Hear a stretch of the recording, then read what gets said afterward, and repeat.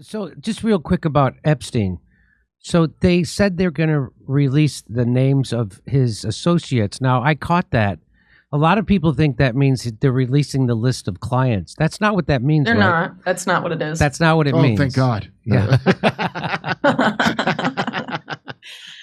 Yeah, so it's this lawsuit that's been going on for a long time, and involving Virginia Giuffre or Virginia Roberts, one of the most well-known Epstein victims. And so some of the names on those documents, which are already publicly available, some of the names will be redacted.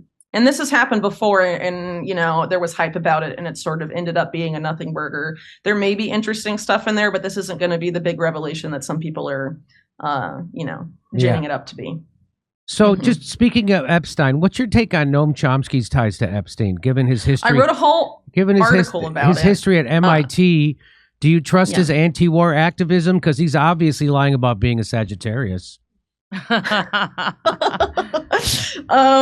So I wrote a whole article about that, and I think what a lot of people overlooked is that the reason Epstein was interested in Chomsky was specifically about artificial intelligence, because of the role that Noam Chomsky's linguistic works had in the development of language models and artificial intelligence and all of that. Wait, he says he doesn't believe in it, like he thinks it's not really a thing. I think they overhype it to a big extent also, but Epstein was also very into transhumanism and obsessed with artificial intelligence. And so he was very into talking to all different types of people in the AI sphere. But Noam Chomsky also, I think, did some work for the military in his earlier career at MIT, which of course is a very military adjacent university and has been for a very long time. It's also the alma mater of Netanyahu. Fun fact. No kidding. Hey, that Ben Goertzel, is that his name? The one that you... Yes. I was trying to find anything else about it because I always see him pop up on I don't know why my YouTube thinks I want to see Lex Friedman all the goddamn time, but I saw him pop up and I'm like, that's the guy that went to Africa with Epstein to model child brains. Is that what it was for their... Not exactly, but it was something like that. Yeah. Ben Goertzel, very heavily funded by Epstein.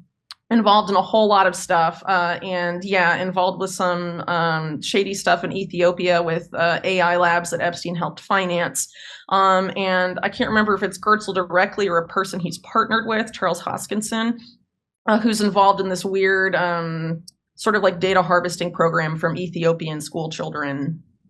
Very disturbing. But Epstein was definitely sort of in that sphere too. He had this very shady and very under-investigated company called Southern Trust in the USVI, where he wanted the algorithms that it was marketing to basically be run and maintained by children. And at the same time, he was giving all of this money to USVI schools. Trying to recruit kids at science fairs and stuff, teens and stuff, specifically underprivileged or troubled teens. Boy, he really is uses every part of the teen, like the mighty indigenous. He's frugal. The guy doesn't waste any part of him. Their mind, the body. Frugal doesn't mean, it just means not wasting. That's exactly what. Oh, is that? Yeah. I thought it meant cheap. But no, frugal doesn't mean cheap. Oh. No. Well, frugal means you don't waste anything. Come see us do a live stand-up show. We'll be in Venice, California, Palmdale, California, Omaha, Des Moines, Milwaukee, Lansing, Bend, Oregon, Portland, Oregon, Seattle, Washington, Boston, Massachusetts, and we're going to Europe. Do you live in Europe? We're going to be there. Go to jimmydore.com for a link for all those tickets.